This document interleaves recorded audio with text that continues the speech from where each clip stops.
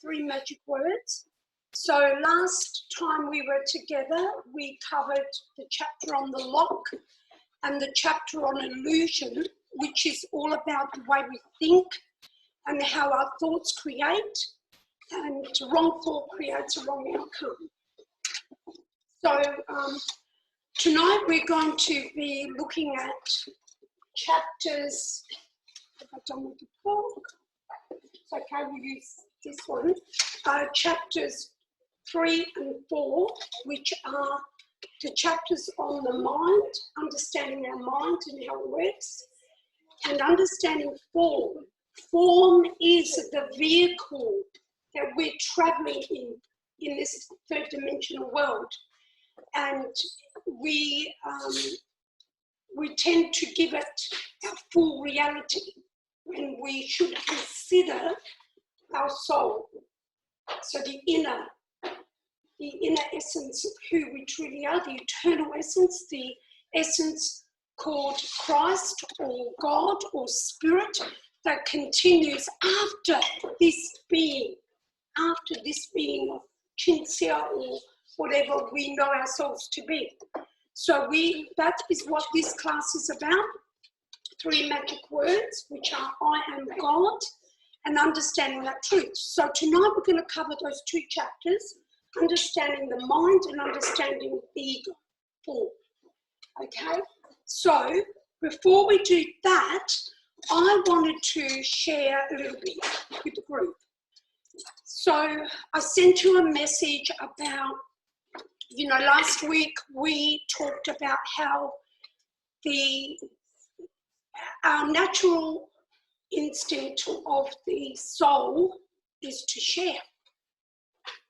It's to serve. A quality of the soul is service. The soul instinctively needs to help, needs to serve. That's why one of the instinctive qualities of us is to share. But when we sit down with one another, we don't have much great things to share. We end up sharing, bad luck stories that we've either, this one's a little bit better, this chair here. We end up either sharing, sad stories that we are going through ourselves, or something negative or sad that we know within the family or our friends or whatever, and we tend to share. And when someone starts to share, we can't just sit there like a stuffed mullet while we're having a meal or coffee or we're catching up with someone. We feel compelled to say something, to share. And we end up sharing these negative stories back and forward. And the TV, the news, it pumps us with, if we haven't got something bad to say, we can draw on something bad going on in the world. And we say, hey, did you hear who died? Hey, did you hear? I think a few people told me 3 people that died today. And I thought, wow, and it was all poor bugger. Poor, oh my God, that poor person. They were too young and they were this and they were that. The thing is, we should be talking that passionately about what we want to create, who we want to be and what we want to create in our life. We're alive. Our purpose here on earth is to wake up to this truth of who we are, who we truly are, and stop being these little automatons that have been created by society, by our upbringings, by our past life stuff that's ingrained in us because we've reincarnated and come back with it because we didn't, come into our limitless being. So we've come back and we have to travel again, do the journey.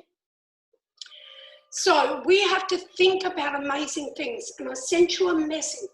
Share powerful, beautiful stories with one another.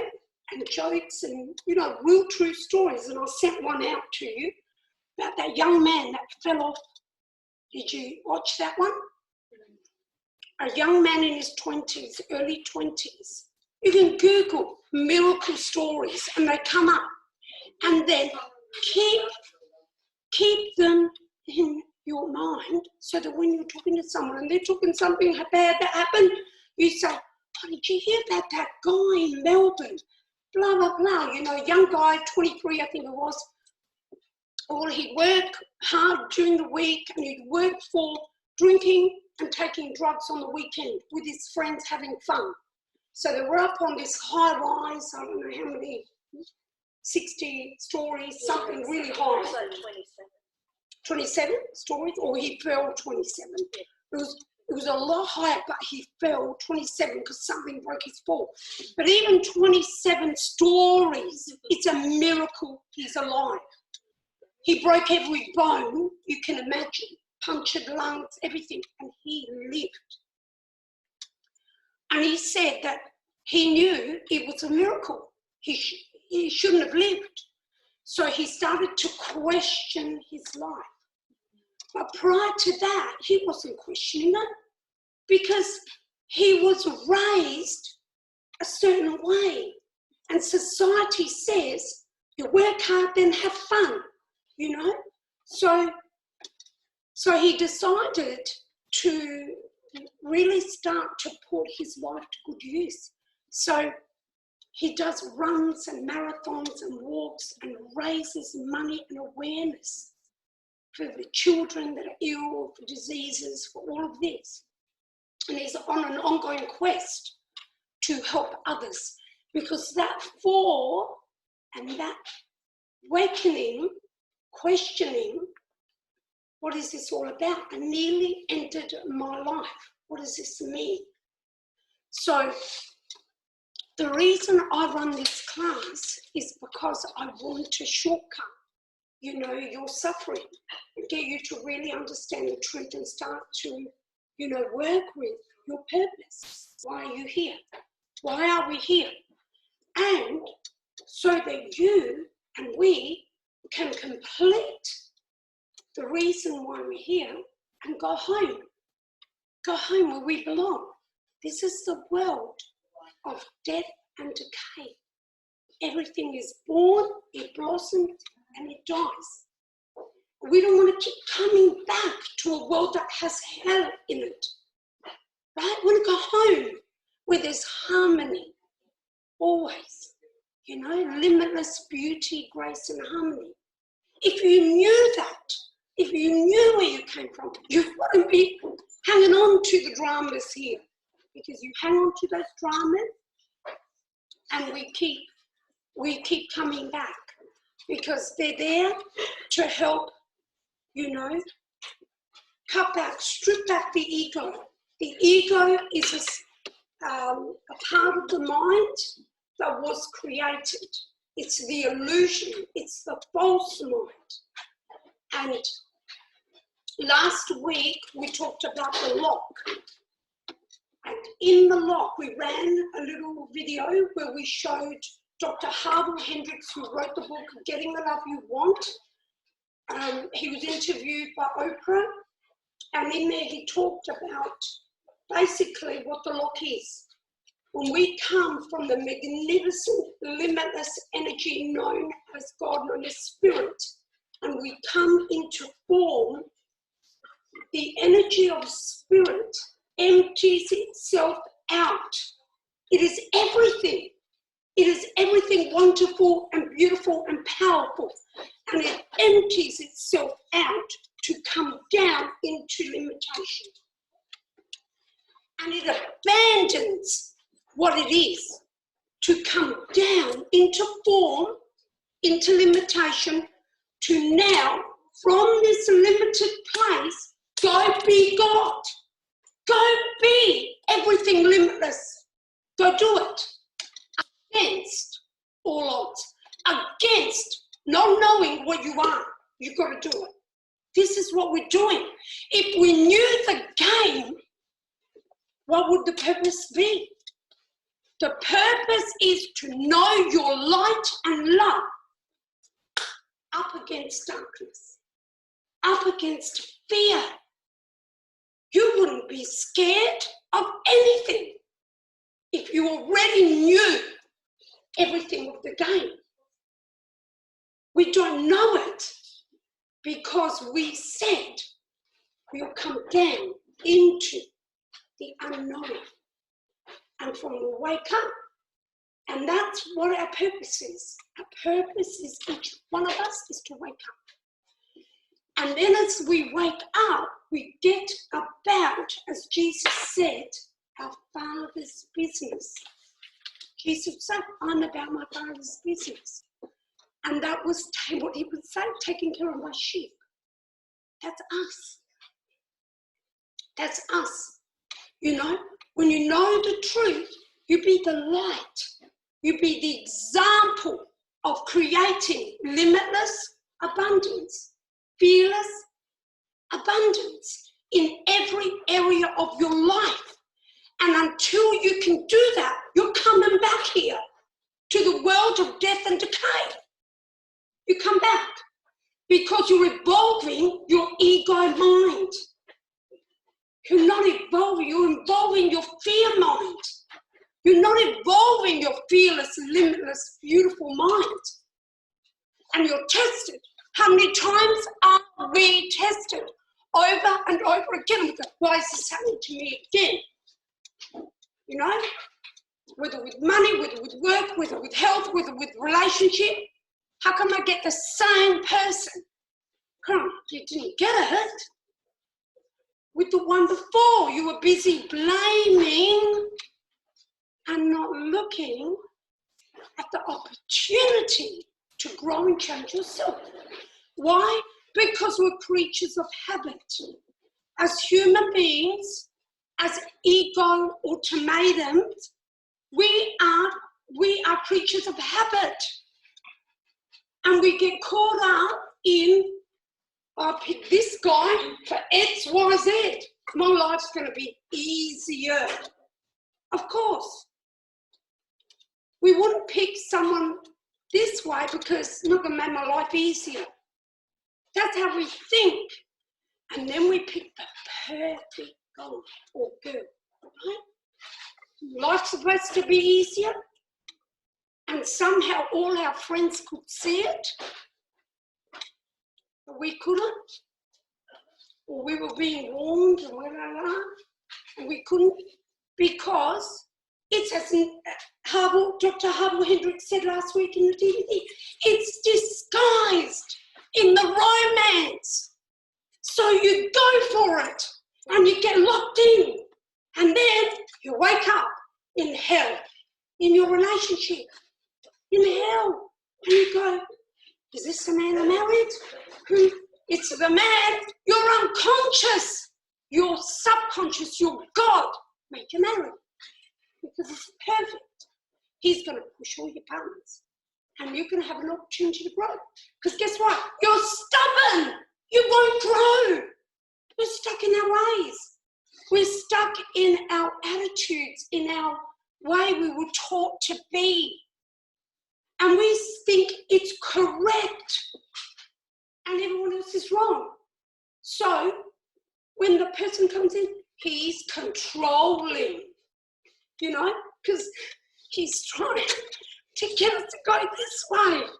And when we won't, he's going to pull out all the stops because the subconscious ordered him, your unconscious, your spirit, the part of you that's trying to help you on this journey. And so when we don't know all this, we end up, you know, in the dramas of life, and we get rid of that person, and we get another person, we get rid of that person, and then we say, never again. Not having another relationship, never again. And then our son turns out exactly like him. And then we go, and you can't run away from your son, so, you know, you're dealing with it best you can. Wake up. This is the truth.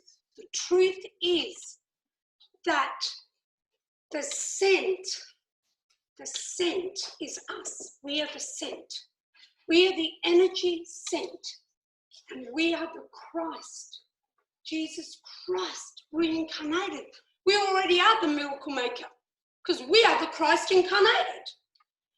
And we are, as Christ said, the Father is in me and I am in the Father. That's when they talk about in the Bible and in the movies, the dove came down upon Jesus in the water. When he received the Holy Spirit, that's when we wake up. When we wake up is when we're choosing to accept and know our truth and receive the truth that the Father and I are one. We are the energy known as God, known as Spirit, known also as the Christ. So the Father, God, Spirit sent itself, guys, itself into this journey. We are the energy known as God, and we are the human being with the Christ intact in us and the ability to take on the mantle of God and start creating from that powerful place. How? Visualizing. Subconscious mind is a component of your imagination. As the Neville Goddard teaches us. And as you imagine, and what do we do all day? We imagine. We imagine. That's what we do. We imagine, you just don't know you're doing it. And you go, oh, I'm frustrated. I'm worried. I'm so worried. I'm frustrated. I'm tired. We've got to stop saying all of that because you're imagining and you're creating. The mind does not think in words. It thinks in pictures. So the minute you start thinking, it's conjuring up an image. And guess what you do when you think about all your problems? You feel them. You feel them with intensity. And out they go. You've heard that saying, put it out there? Well, that's what you're doing. You're putting it out there. It's out in the universe. It's impregnating the universe. And God is going to return. You know, it will eventually make its way back. And the reason why we don't realise or we don't identify a lot of negative things that happen to us in our life and go, I couldn't have created this. This is impossible. I would have never imagined something like this for myself. Because, well, we did it, but we did it on and off, on and off, on and off, with intensity when we did it, and then we stopped. And then we do it again, and then we stop, and we do it again. And eventually, there's enough, and here it comes. And we can't understand it, because we never would have imagined that we did that. We didn't do it with a conscious intention. We did it with an unconscious victim intention. And that's why something negative rolls up in our life eventually. So we've got to be responsible when we know the truth. And the lock is all about the sent, us, and the sender, God, sent itself into the form. And God created the situation so that we, in the womb, would start to forget who we are, who we truly are. So while in the womb, we started to take on feeling of this world. Can you imagine? We came from a world of absolute harmony, peace, glory, joy, abundance. We came into a womb, dark, dingy, wet, noises, and then the mother crying in desperation. The father has gone away. He's had to go away for work. The mother's worried. She doesn't know how. Can you imagine in the war days? when the men were at war and the women were pregnant and they had to do everything. They had to find the money to survive, let alone being a housewife and the mother. So imagine the emotions that all emotions that a woman takes on during her pregnancy is passed immediately to the child. And by no accident, that child is born to that parent, because that child is reincarnating to learn, to go through all the lifetime it didn't succeed, to understand its truth. So it chose those parents, those particular parents, these set of circumstances and the journey. So it's perfect. Do you understand? Everything is perfect. We came, we chose. We are the one energy known as God.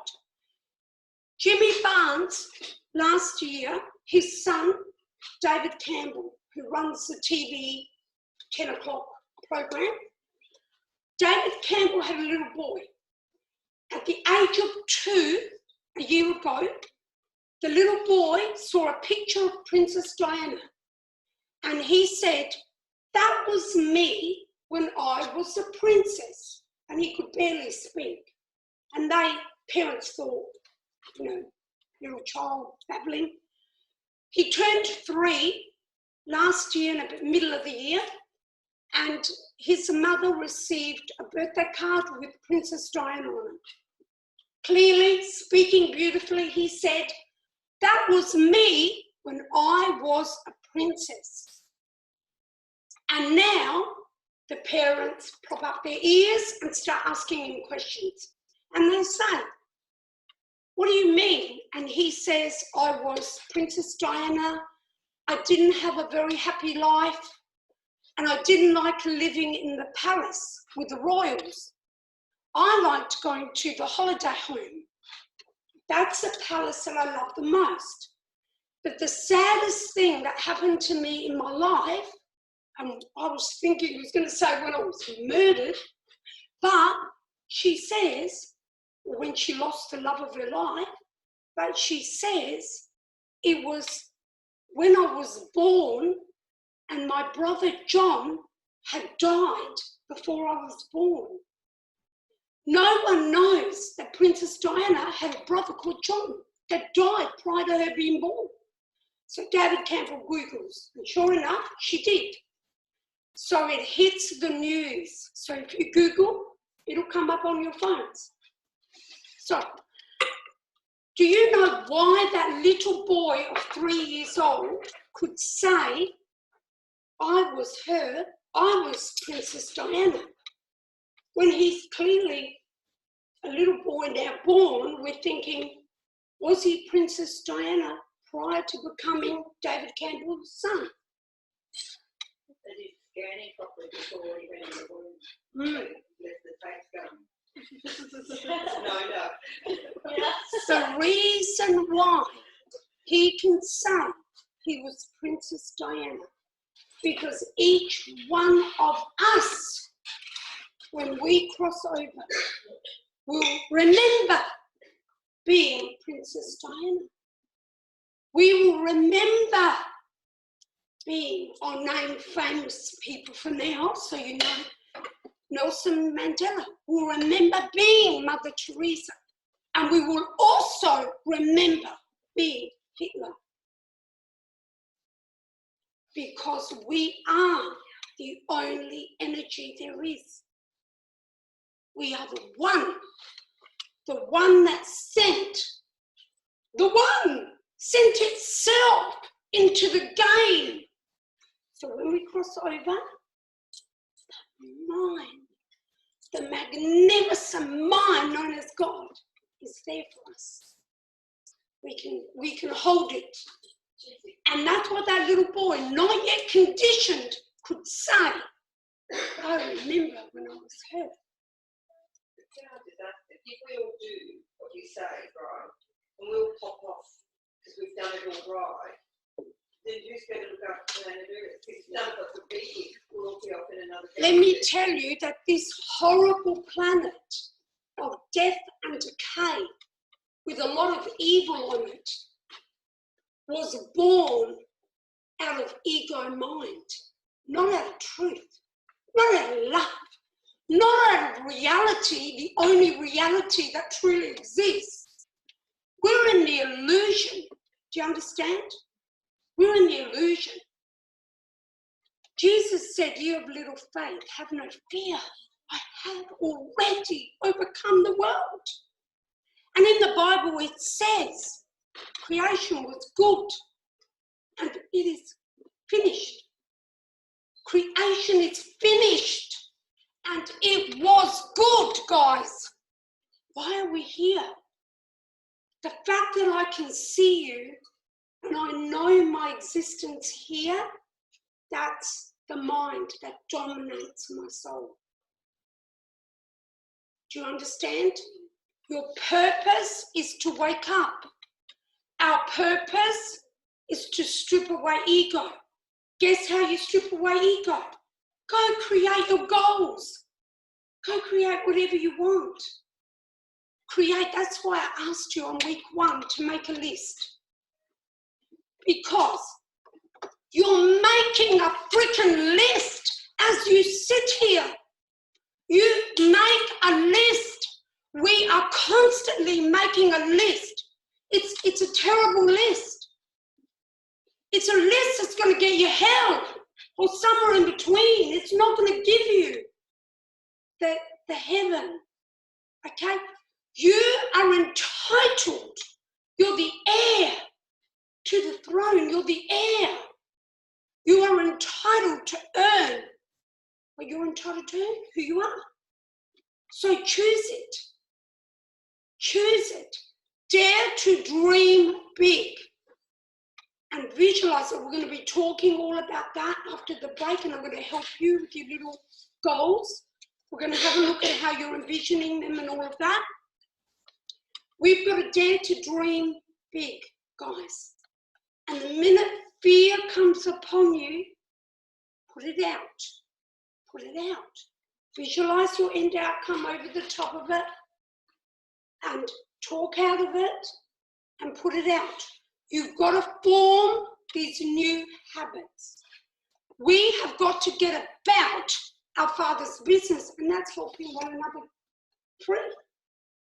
We are in the illusion. We're in the matrix. We're trapped because we die with the same ego, fearful mind. If you die with that mind, you come back on the third dimensional world. You haven't earned a higher reign. You can't step into it. You have to create everything you want here that's gorgeous. And then you can renounce it. You've got to renounce it to go home. And you can't renounce it until you get it. That's why I'm teaching you this. I'm teaching you to create. Beautiful. You're entitled. You can have that. You plant the seed and keep watering that seed by imagining it, by envisioning it. If at the end of the night, guys, you have left the same day as you lived the day before, you're in trouble. Go to work, coming home, take care of the kids. Go to work, coming home, take care of the husband. Work, coming home, take care of the wife. No, guys, you've got to wake up. You have to look at your life and say, am I in this automatic pattern? Just, getting by, getting all the things that I need to do done for the day, that each day is the same as the other, the week. Oh, it's Friday again.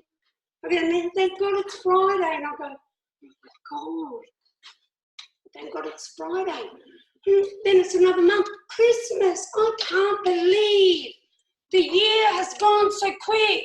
Oh my God. Guys, you can't let a day go by. The other night, The day went, and I'm like, what have I done? Nothing, everything the same. I sat up to 1 o'clock in the morning writing 10 pages to a new ebook. How did I write? I don't know. But I'm doing it because I'm saying, Chinny, you've got to break the mold. You've got to do it. And it is not in words. You can't say, I'm an author. Vision board, there's my vision board. Yes, that helps. Action. You heard the saying, actions speak louder than words. The proof is in the pudding. Those sayings are there because it's the truth. The universe, the God within you, hears you, your actions. That's why, if you had the faith of a mustard seed, you tell that freaking mountain to come here, Jesus said, and you'd have it.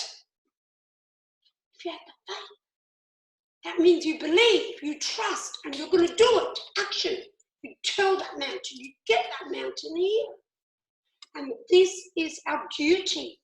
It's our responsibility, guys. Do you understand? So the lock was formed when we came into form and we had to forget who we are.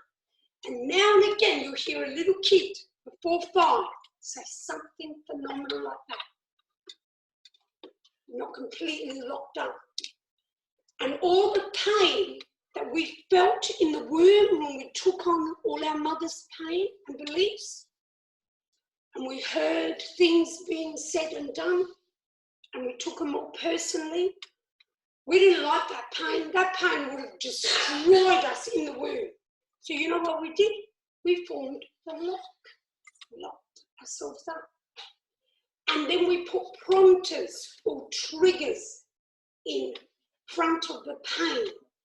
So in other words, if our mothers were being treated a certain way, or our mothers felt abandonment, or our mothers felt unloved, or whatever, or there wasn't enough, or blame, or being accused, or anything like that, or being, treated poorly, what happened is we put a trigger, it's called a prompter in 3 magic words, in place. And that trigger or prompter causes us to behave in a negative manner should anyone dare treat us that way. Huh? So we run away from relationships, or we push them out, or we blame them, or we call them controlling. We do all of this because we're going to sabotage our work, our money, our health, our love, everything to avoid that pain that we couldn't tolerate when we were in the womb. And so our life is automated. We're a robot. We're stuck because we can't break the lock. And that's why the book, 3 Magic Words, chapter 1 is the lock and chapter 12 is the key to unlock the lock. And the book conditions you to accept the key. I am God. That's the key. That's a key. You can go and do millions of workshops. Be more confident, learn how to market yourself, or, make money, and then, you've got choices and you can do. At the end of the day, guys, you could have come to this class. This kind of class, there's plenty of them that's going to tell you the truth. All of that is just a journey to this truth.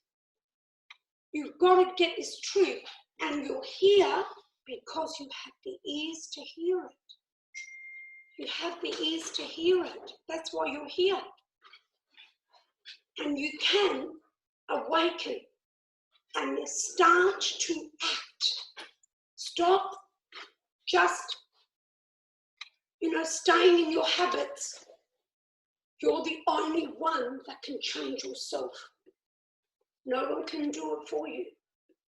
And we desire so much more. But then we look at our little limited life. I've only got so much money. I can only earn so much money. I live like this, my education determines this. Stop that. The how and the when is not your job. Isn't that amazing? That's the hardest freaking part. The how and the when. The what is just ask. Ask, you shall receive. Knock on the door, loud and seek and you'll find. Why does it say that? It doesn't tell you to figure it out. You have to show your faith. So you have to show some kind of action toward what you're declaring you are. So I say, I'm an author. I better freaking write. I write and put it out there. Do you understand? You're required to show your faith in action. The how and the when is never going to come the way you think. Never. That's why we call it a miracle. Because it is. It's a miracle. So do you understand the lock? You've got millions of prompters. You're never, ever, ever going to get them out. What you've got to do is put a new belief in. New belief in. So you can create vision boards. You can visualize. Just visualize yourself and take action. Go and do something crazy, you know.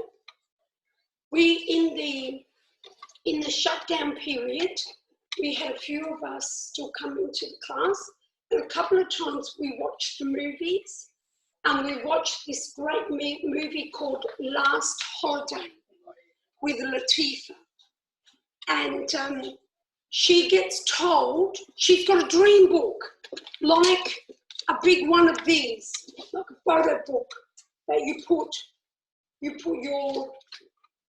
your goals in, right? And I've created these over the years with my group, 30 years. That's me on the phone, because I was frightened of talking. So I have that.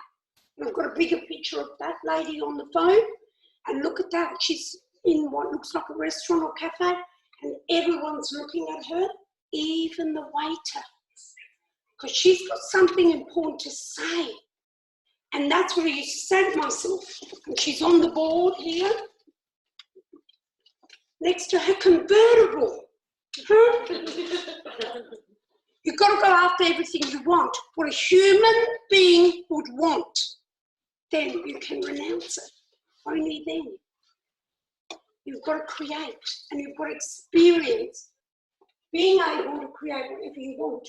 And with money, guys, not only can you help yourself, you're not a burden on anyone else, you can help your family, you can help your friends, and you can help humanity. Right, guys? So it doesn't pay you to be poor, it pays you to be rich. So Latifah in this movie had a dream book, and she called it was a big book, I've got a few, and she called it her possibility book. And in there she had all her dreams, where she wanted to travel, where she wanted to live, who she wanted to meet in her life. She gets told she's got 3 weeks to live. She goes home all upset, and she's looking in her possibility book. I should have gone there. I never went there. You know, keeping money for retirement age, never went there. I should have ate that. You know, things that she cut out and she loved, and she wanted to cook it and eat it. She didn't eat it. And she's going through her book crying. And then she decides she's pulling all her super out.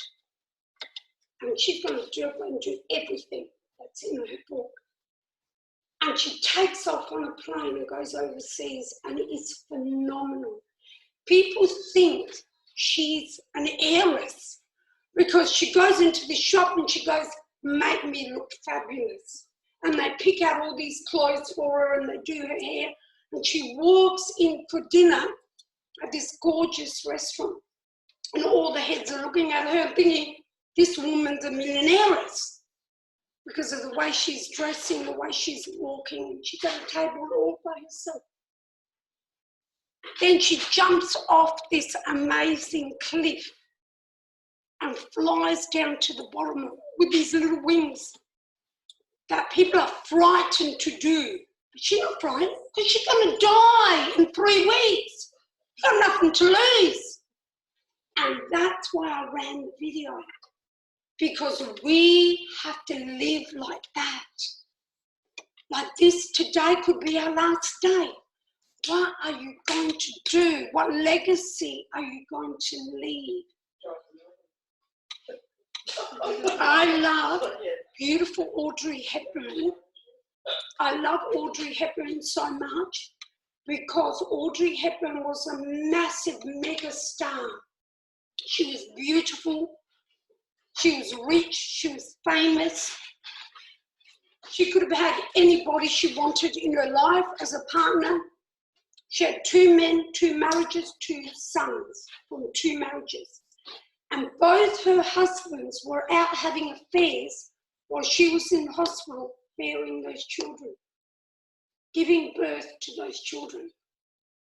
So you think someone that talented, that beautiful, you know, that rich and infamous would be able to get a man to love her, right? She had her issues, her ego from the past. She had to revisit it. She had to go through it. The latter years of her life, Audrey Hepburn became the very first UNICEF ambassador. She was the first, and she was a true UNICEF ambassador. Not like today, we have Angelina Jolie and Beckham, David Beckham.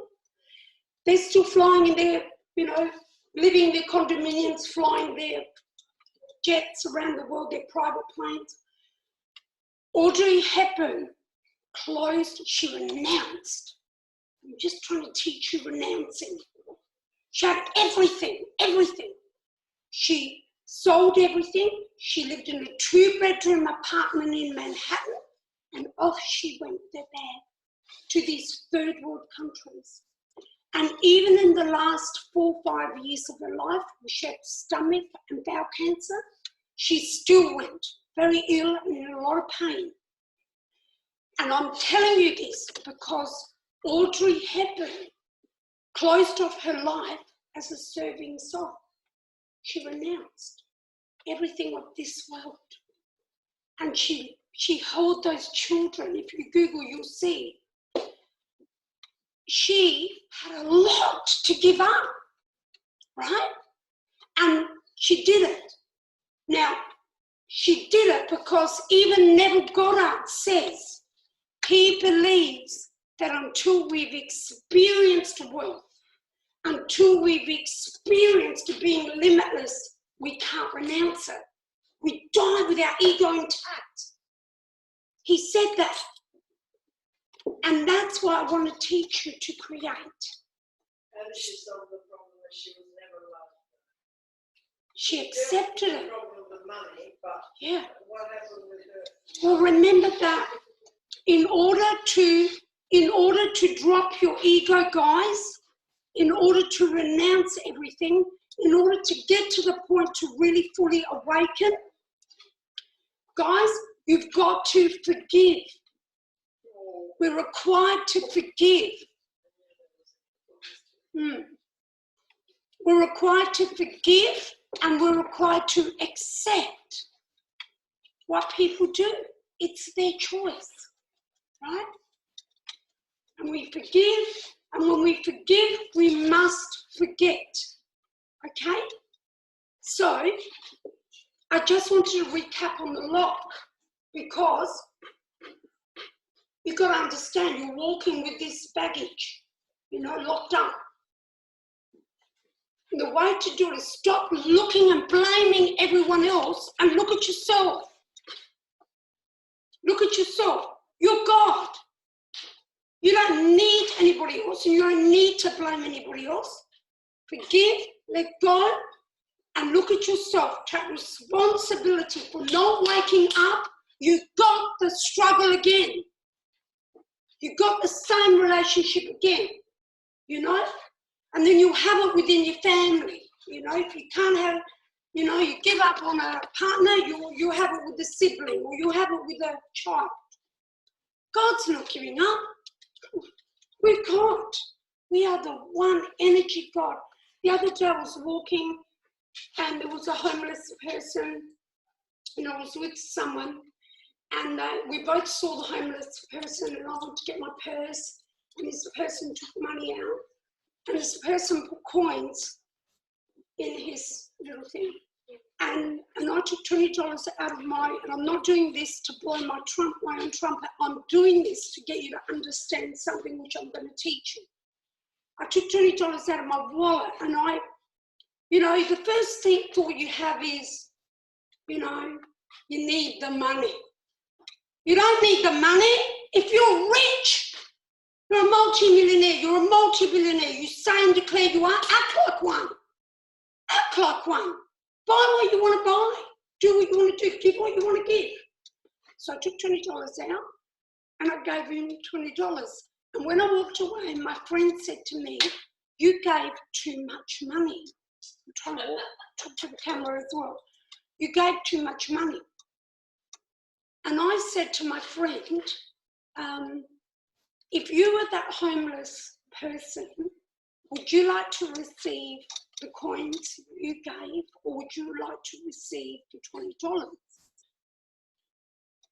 And this person thought about it for a minute and said, oh, $20, of course. And I said, well, I gave myself $20. Do you get it? The homeless person is you. Everyone is you. When we look at one another, we're in the grace of God. We're in the grace of God. We are the energy. Each one of us, that one energy, the grace of God. And we just have to, someone has to tell us that and we have to remember it. Then it's our duty to remember it. Our parents who did the best to they knew how, our siblings that are crazy.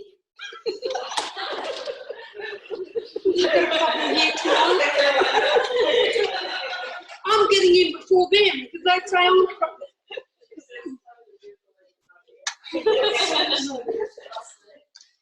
And, our kids, we're in the grace of God, the presence of God. So you give to someone what you would want yourself, and you are actually giving to yourself. When you help another person understand truth, when you sit down and you complain and complain and complain about your own life, which, believe me, I've been there. What we do is we tell another person that's how you saw your life out. You complain. You complain and you tell the other person all the bad things about this person and what I'm going through. But when you don't know better, you do that. When you know better, stop. Zip it up and throw the key away. I'm a mute. I've become a mute. We're going to become mute because we got to shut. We got to shut up. We got no more rubbish to say. What are we going to say? We're going to be mutes, guys. Because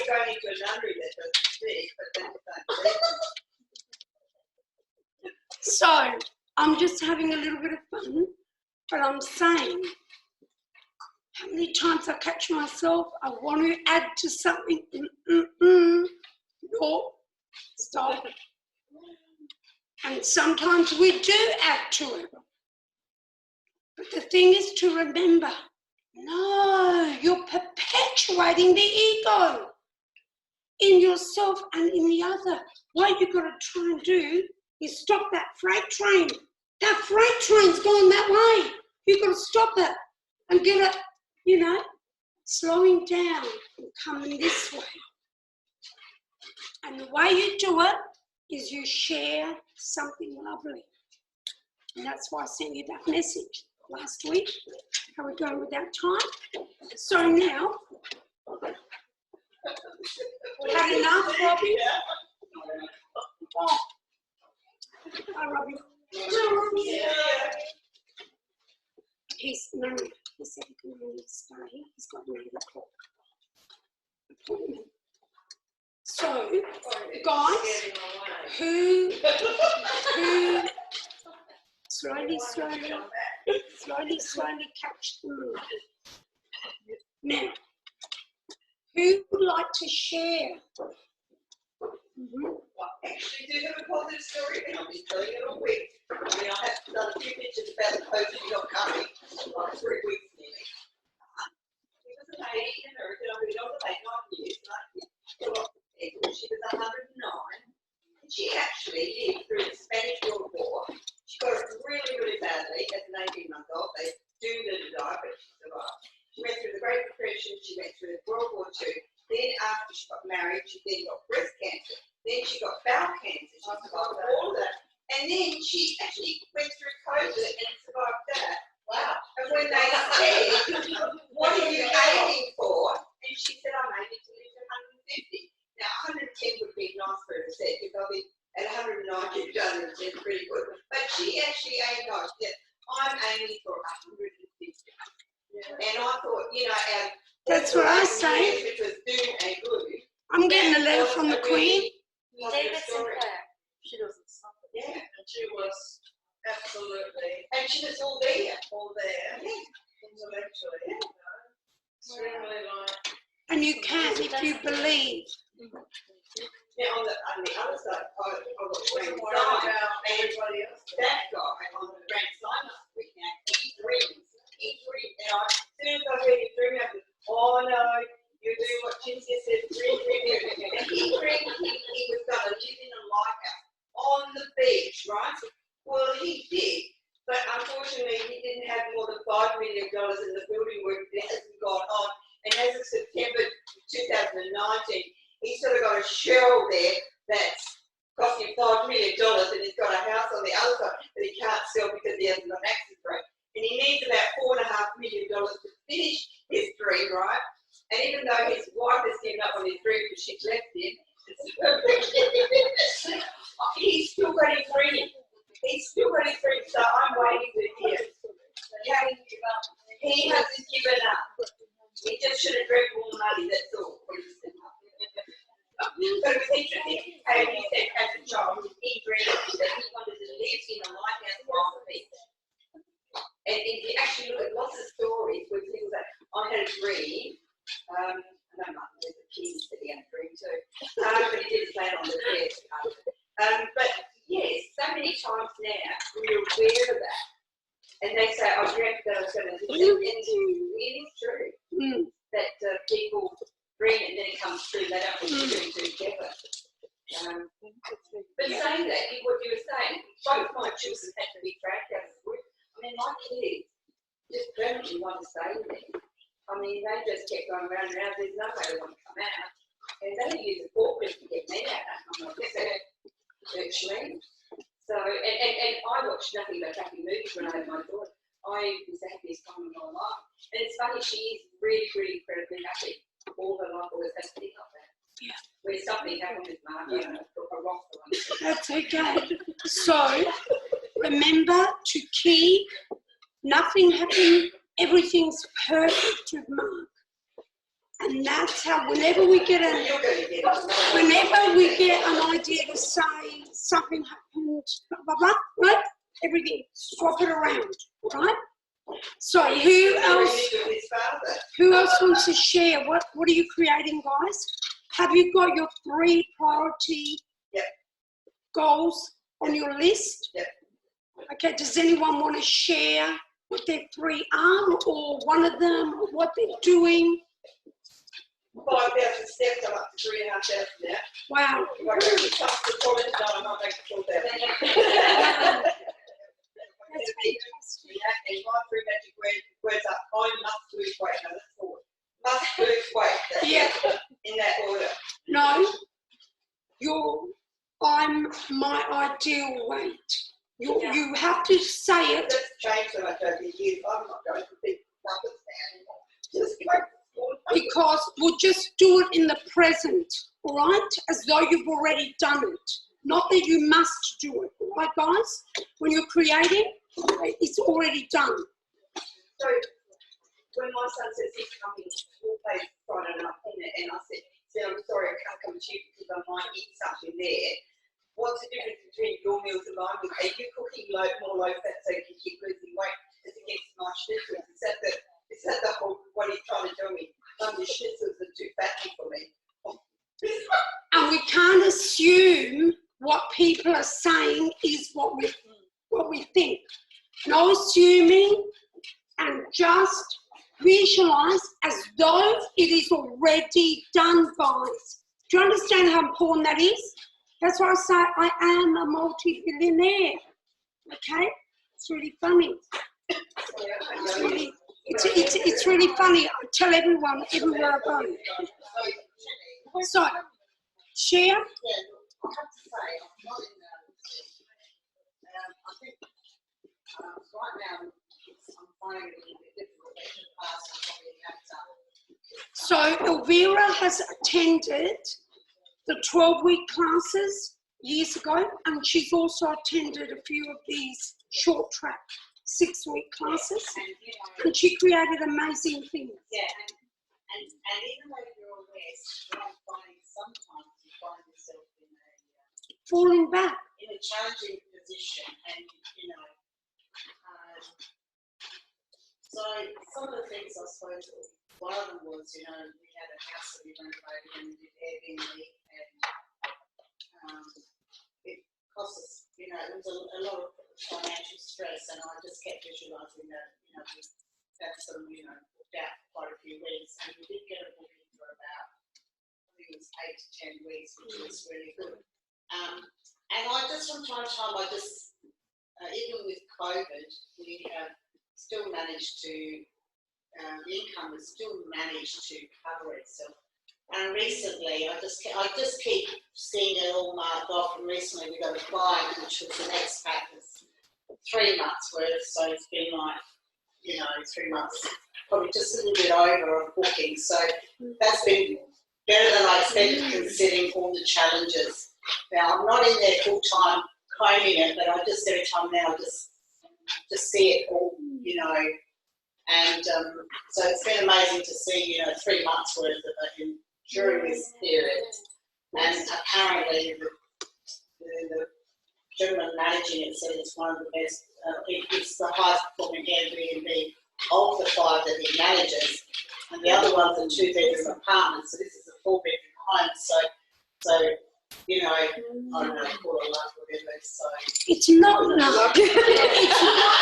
This is a problem. This is what Never Got Access. That we always justify how it's not a miracle. We didn't create it. It's just lucky. Let me tell you a story.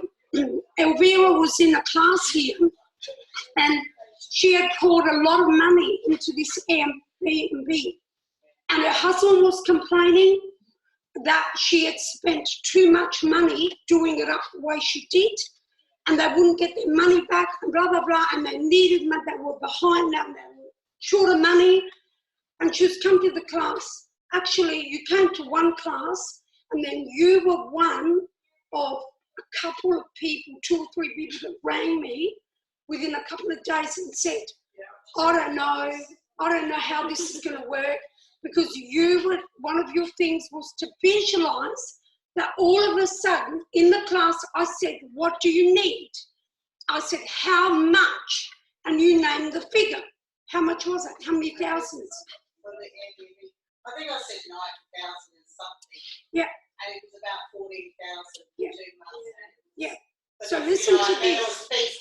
No one books an Airbnb and gives you 9 grand. They book it for a few days or a week. So Elvira's in the class, and Elvira said, it doesn't matter what they were, you attracted them. Yeah. Listen to me. You have to listen, guys.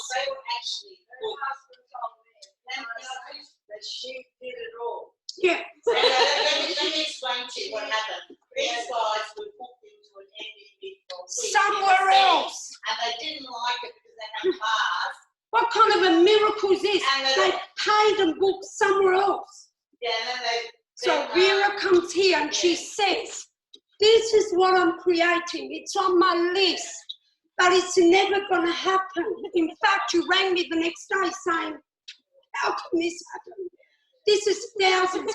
And B&B doesn't book like that. How am I going to get?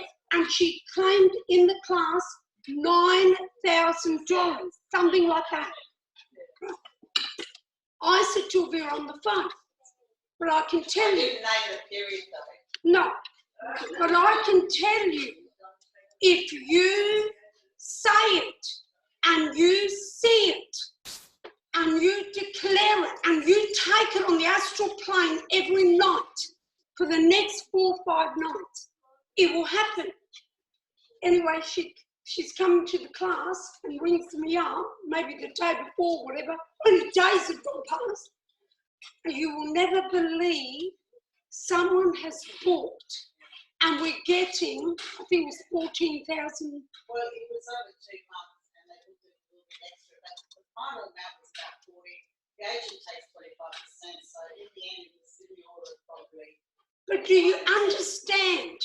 Elvira and Tony were debating and arguing over the fact that Elvira had spent thousands of dollars doing this place up. And they were behind the 8 ball. By the time someone books a weekend here and a weekend there, when are we going to get our money back? And Elvira was saying to me, this is what I need the most. I need this amount of money back right away.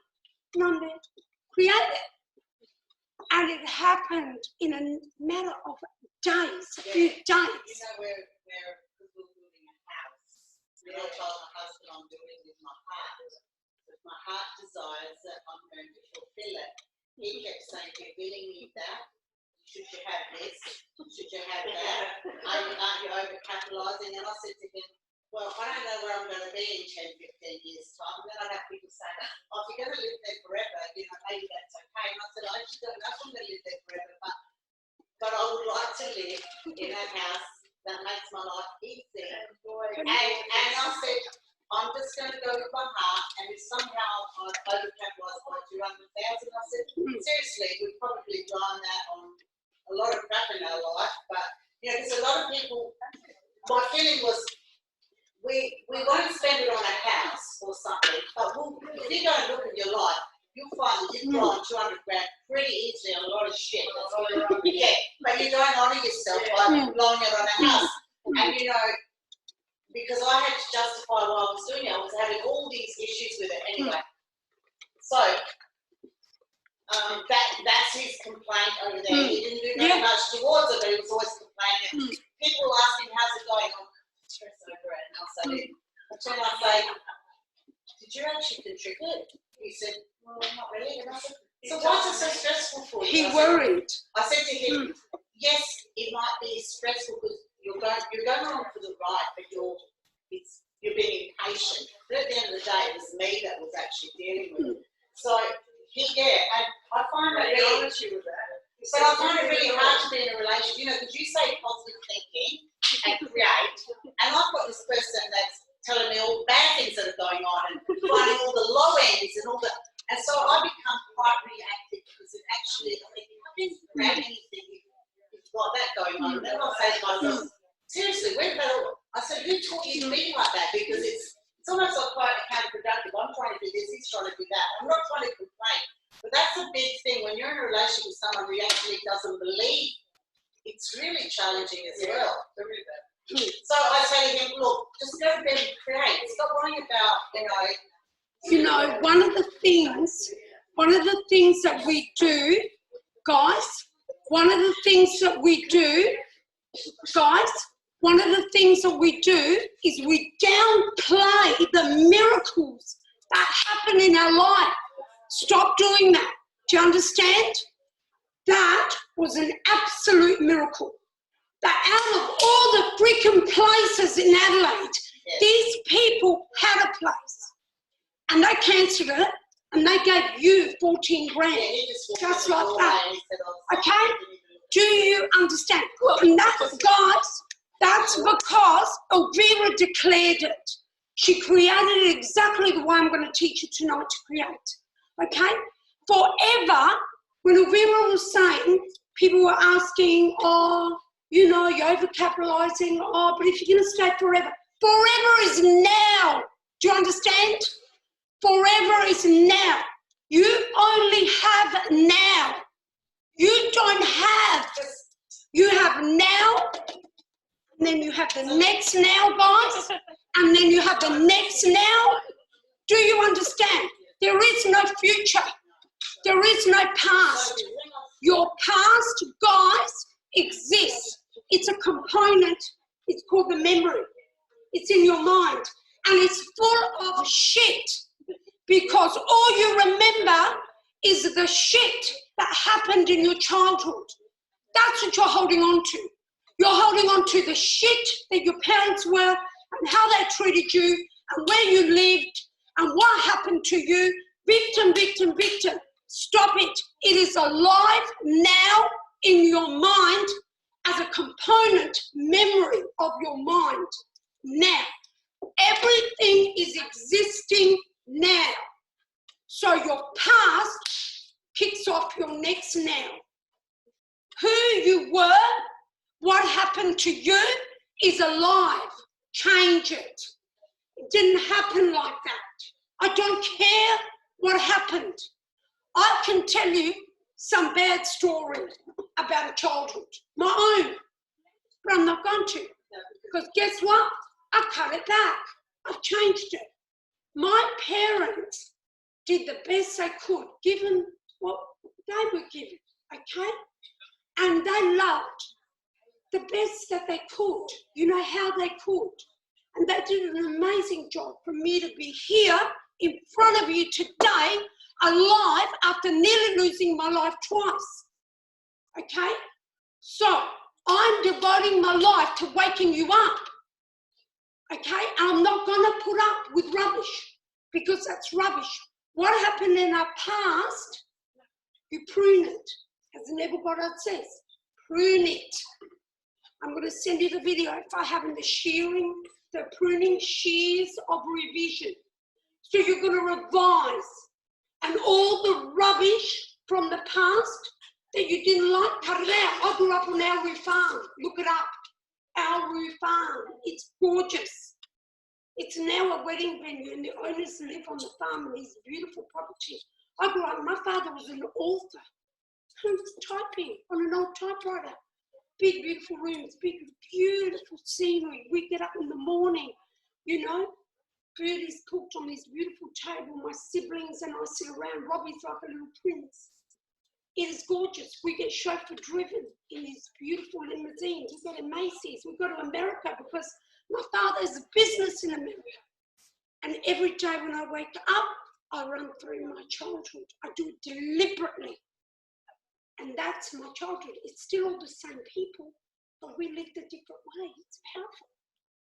That childhood is what my now is. My now propels from that childhood.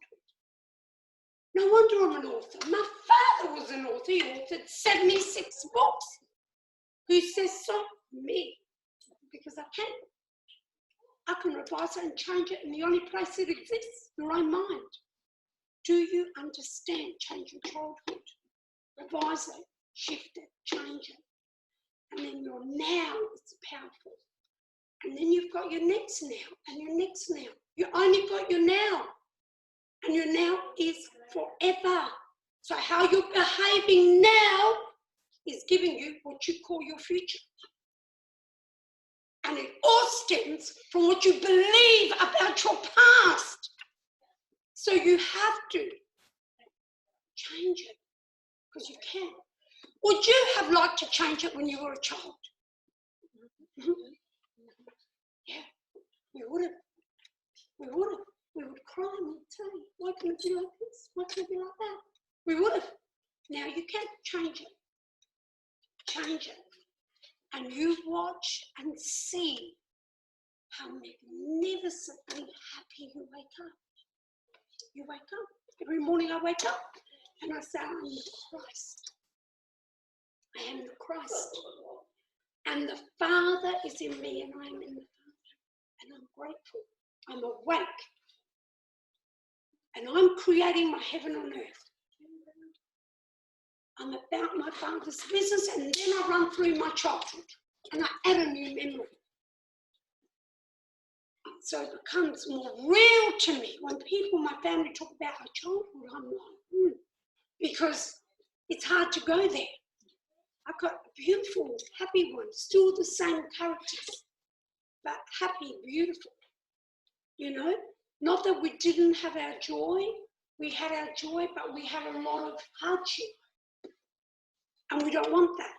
So what Elvira created was a miracle. But Neville Goddard says we don't see it like that because we're now on the other end of it, where it happened, and we justify, we go, oh yeah, they were there, then they can't, no, they're shop fitters, that's why. What's the odds? What's the freaking odds that shop fitters come to Adelaide and they're setting up and they don't say, the CEO doesn't say, no, you're staying there, I'm not going to a luxurious place and paying more money for you. No, we're budgeting. No. Yeah. No. Yeah. It's what we call a miracle. A miracle should be an everyday occurrence. But they're not. We've got it the wrong way round. What I realise is we have issues with valuing, and we have to justify why we've got something nice. We have issues with valuing. Not just me, my partner, and all the people around me. And I said to my husband one day, do you think that your friends would knock back $1 million house to someone on the hand? No, they take it. So the only difference is if the person believes they should have it, wants it, is willing to commit, and then fund it. Is the difference between someone who does and doesn't. So that falls into dreaming, valuing yourself, believing it's possible. So some people don't believe, so they sit there and it's not possible, so they never dream, so never move towards it. It's a very interesting experience, and it was very new for me too. So I didn't understand that. Guys, you're always going to have your challenges because you've got to come from what you're not into what you are, okay? So you're going to be tested. You pass your tests, and then, you know, isn't it like when you learn to ride a bike, right? And when you eventually learn how to ride a bike, when you're more confident and you got on a bike, you know, and people say these days, oh, it's like riding a bike, you get back on it and blah, blah, blah. Okay, so if you would work at this and start creating your desires, taking them on the astral plane at night when you go to sleep, and creating these outcomes that you want, when you start creating them, you're going to become more and more confident because you know you can do it. Do you understand? And as you conquer one, you then become the person that people look at, and you talk with confidence to others. And you say, look at this, look at that. This is a property. I use this picture to attract a property in Salisbury Avenue, Collingswood. Salisbury Avenue, to lift a jaded heart. I came back from the grave, literally. I was dying. And I cut out this, it was in the advertiser, and I cut it out and I said, this is my home. I attracted a home that looked just like this picture here. And I attracted it within months of cutting out this picture. And I bought that property without 1 cent of a deposit. Because why? I said so. Who goes to look at a $500,000 property back when properties were, you know, you could buy a property, 3-bedroom, 4-bedroom for 150, maybe 200 if you went to a really good area. But who dare guys go and look at a property by appointment only? We're talking a few years ago now, 25. Who would do that? 25 years ago, $500,000. Who does that? Huh? Someone who says they will and they can. And they buy it without a cent deposit. My sister's there. Salisbury Terrace, Collingwood. And I bought it. And I bought it from an agent called Jock Gilbert. And he had to sell it. And we were in a depression. And he wanted that money. And he wouldn't budge and no one would buy it because we were in a depression. They wanted it cheaper. And he wouldn't sell it. And he comes along, this young girl, saying, I'll buy it. With no money, I bought it. And within 18 months, it doubled in value. The depression finished. And it doubled in value. That's why. You don't let anybody tell you, Avira, put too much money. Declare it will double in value. We say so, guys. In 18 months, it doubled in value. I have equity. I had equity. I had no money. I now have hundreds of thousands of dollars of equity. Do you understand? I'm teaching you something I already know how to do. I do it. I've done it. This church fell in my lap. They wanted 500,000 at auction. I didn't bid. I sat there. Didn't bid. We were standing. People outside the church because they couldn't get in. The number of people that wanted this church. 15 years ago, churches were rare. There wasn't churches going up for sale. It was rare to hear of a church going up for sale. They wanted 500. It got called in at $440,000. Called in. So the auctioneer standing up there says, anybody who's still interested, hang around, leave your name and number with the agent. So I lined up.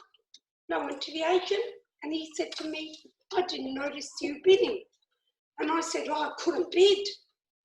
And he said, why not? And I said, because you started at everything I've got. I'm a single mum. I've only got $340,000. And you started at 340. I couldn't bid. And he goes, well, why would we want your name and number? We want 500. You heard that. And I said, more than they wanted over 500. And I said, because you said, if you're interested, leave your name and number. So they had to take my name and number down. And I waited for the church. I waited confidently because I envisioned myself a long time ago. Here's the church windows. They're hard to see here at night time, but in the day you will see. And you know what my affirmation was? I live in an atrium home. Who lives in an atrium home? No one. You have an atrium on your home. You don't live in an atrium home. So guess what I had to come? A freaking church. Because when you walk in the daytime, it's like you're in an atrium. And look at the windows. And I said, with a 200-year-old tree at the back in the courtyard. Because my limited mind said, you can't afford it, property, right? Single mum. There's a 200, open that back door, over 200-year-old tree in the courtyard. When I came through here, I knew the feeling. when I was visualising. And I opened that back door, went out there, saw the trunk tree, done. I knew. I left here happy. Months went by and they burnt all their buyers. And then I got a phone call. Are you still interested in the church in the Aqaba Road, Kilkenny? And I said, yes, I am. And I was ready. I had my money. I had the bank ready and I had my money. I was ready to buy. I was the only one that could buy in the shortest possible time you can buy a property, 30 days. The only one. It fell in my lap. You know why? Because the people who bought this church, they bought the whole block. They were builders and developers, and they bought the whole block. They knocked everything down and they sold off the land, and they renovated this into a home, converted it. Now they were 3 brothers and parents, and they were in a business together. And I came to know this afterwards. And 2 brothers with their wives started to argue over the church. Once it had been converted, they both wanted to live here. They wanted to buy it. So they were arguing and they were holding up the sale of the church. And in the end, because when it didn't sell that time at auction, then they started saying, we'll buy it, and it started a war.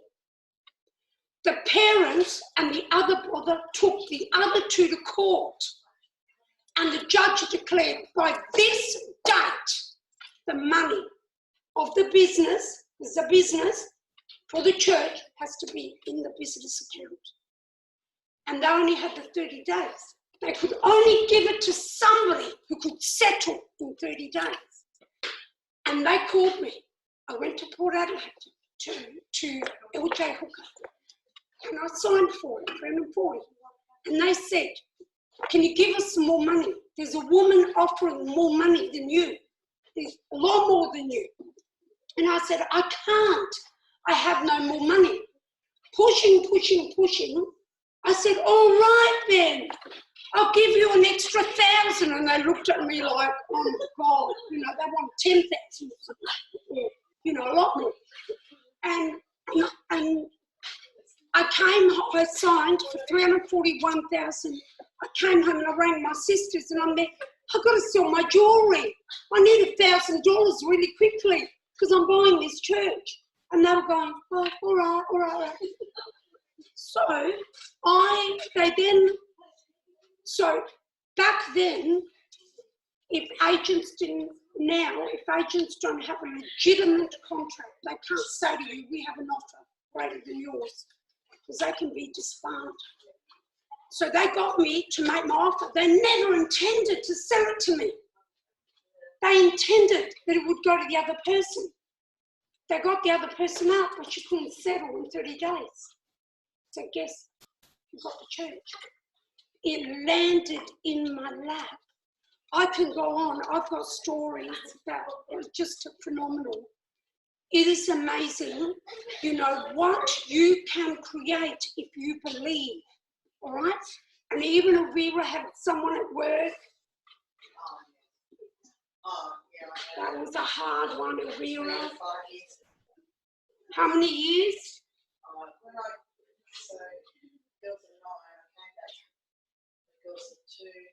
Around 3, when I was 3 or 4, so 5 years. I was with a difficult co-worker. And basically, it just went pear-shaped. It wasn't something I chose. I think it's something she chose for whatever reason, and then she involved a few people into it, and I became. Guys, can I just stop Avira right there? When we say it wasn't something I chose, she didn't choose suffering and harm, but you chose to grow. When we choose to grow and change, and we desire something different in our life, we cannot stay with the same people who do not want to change. Do you understand? And that woman made her pay. because she came back to work a different person after her, leave from maternity leave. She came back a different person, and that person could see she had to change. You were pushing her buttons. What I meant was I didn't choose. I wanted the friendship. Yeah. It wasn't a choice I made. And I did my best to But you try. couldn't be any longer Anyway, with this person. So it just got worse and worse and worse. And the more I stood my ground, the worse it got. The punishment was actually, the punishment for standing my ground became more, Harmful. Yeah, more harmful. Anyway, so what happened was an opportunity came up for packages, and which I talked about opportunity. So I just visualised her coming to work, happy with a new job, wanting to leave, and I was just wishing her happiness for finding something that would work for her, that would actually allow her to remove herself from the environment. With no harm to her. Yeah, and so I visualised that. Happy for her, not having, that would run through my head. And, well, she did take the package, and I was quite astounded. Okay. Elvira was talking to me and said, blah, blah, blah, blah, blah, I can't take this anymore. And something was going on as she was doing to you with the rosters or something. I can't remember exactly. And Elvira was in tears. And I said to Elvira, enough. You're to visualise her gone now. In a happy way, in a powerful way. She goes off to another job. She's doing well, but she's gone. And she goes, really? Yeah. You envision her, I'll envision it. She's gone. She rings me like 3 or 4 days later. Karen, she's leaving. She's leaving on there. Mamma mia. We're pretty good at this. This is great. We've got to keep going. Do you understand? When I saw Vera like that again, I'm there. Vera, what are we doing? Let's visualise her gone. Happy, no harm to her. So the other thing too was I had really bad experience in another workplace, and my natural reaction is to leave, but I found myself in it again and it was worse. So I thought, I'm not going to leave because I didn't want to face the challenge again. So what have you done? So I stayed and I visualised a happy outcome for her, and I suppose the dynamics changed. Yeah. And so the workplace is definitely much more, it's definitely a lot less, it's not the toxicity that existed, does no longer exist. Oh, my beautiful ones, isn't that amazing? Yeah. You can't take these things lightly, guys, all right? They're miracles. What we would, on the other side of them, we would have thought, oh, she let it be a miracle. It'd be a miracle. Then when she leaves, oh yeah, she got another job. Like, no. On the other side, we were going, it would be a miracle. It is a miracle. And you created it. So that's what you guys, I want you to understand. Now, we're going to go on a break. And then when we get back, do you want to share something, Sam? Share, or you can share your goals, what you're creating. And what I'm going to do, I had a whole lot of stuff that I wrote that I wanted to say to you. But that can wait till next week. When we get back from the break, I want to focus on your goals and how you're envisioning your end outcomes so that I can help you to really powerfully create what you want to create. All right, my darlings, we're going to break now. So welcome back, everyone, from the break. Now, guys, come and sit down as soon as you can. Bring your food. And we're going to have a look at our goals. I've got so much I want to say to you, but not enough time. So we're going to focus on creating, all right? because I want you guys to walk away knowing powerfully how to create. All right? Okay, guys. To run, my darlings. Oh, we didn't do the birthday cake. Oh my God, Louise. Where's Louise? Yes. All right, guys. We're going to pause for a minute. We must have cake. Welcome back. We had our birthday cake. I want to just say something here because this is really important. I was looking at my notes. In the 14th chapter in the book of John, in the Bible, and the Bible is the book trying to teach us about our truth, but it's been misconstrued by religion. So in the 14th chapter it says, "Let not your hearts be troubled. Ye believe in God, believe in me also, because we are God." Do you understand? That's why it says that. In my Father's house. Listen to this very carefully. Sam, listen while you're doing that. Listen to these words that I'm saying while you're making the copy. So in the Bible, in the 14th chapter of the book of John, it says, "Let not your hearts be troubled. Ye believe in God, believe in me also, because we are God. In my Father's house." You've heard this. You've heard this in church. You've heard this at a funeral. You've heard this. In my Father's house, there are many mansions. Were it not so, would I have told you that I am going to prepare a place for you? And when I go, I will come again and receive you unto myself. For where I am, you may be also. John 14, 1-3. Who is this one speaking in Scripture, in the Bible? It tells us that it is Jesus. It is Jesus Christ. And the chapter affirms it over and over again. The Bible, it talks about the mystery of Christ and Christ being a mystery. And a great mystery, the great mystery of Christ. It's us. That's why we are Christ. That is the mystery, guys. You are the miracle maker already. You can create everything you want. History is not a mystery. History is simply a record of the facts. But the Bible is not secular history, guys. The Bible is salvation history. It's there for our salvation. The Bible is written for us, to save us, to teach us the truth. So one of these mansions spoken of in John 14, get this, guys, they are states of being. Do you understand? Listen carefully. In the chapter of John 14, where it says, talks about the mansions, the many, many mansions. So one of these mansions spoken of in John 14, they are states. They are states of being and of character.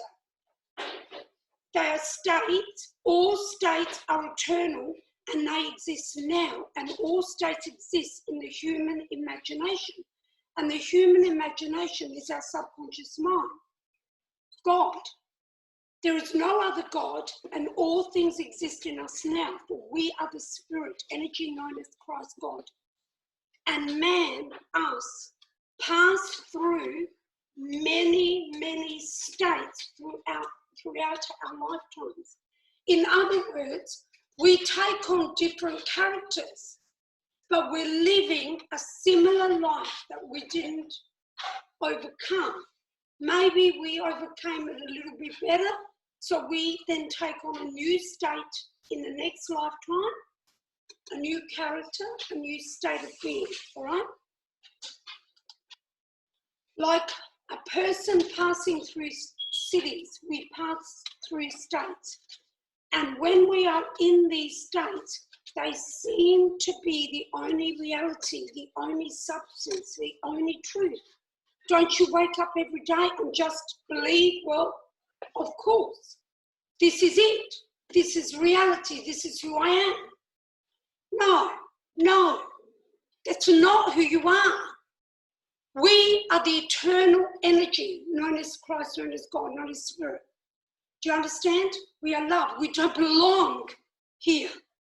But because we created the ego mind from free choice, having come from everything into something we're not, and we've created our ego reality, we have stepped into a state. We're on a stage. We're playing a character on a stage. It's just like the actors in those characters. They have to live and breathe that actor. If they want to be real and sell to us that character, they have to become like that character, don't they? And they do. They go study their lives, you know, everything about them. They learn to speak like them. They become. That's what we've done. We've taken on a state of being. Every state in the world exists now. Do you get that?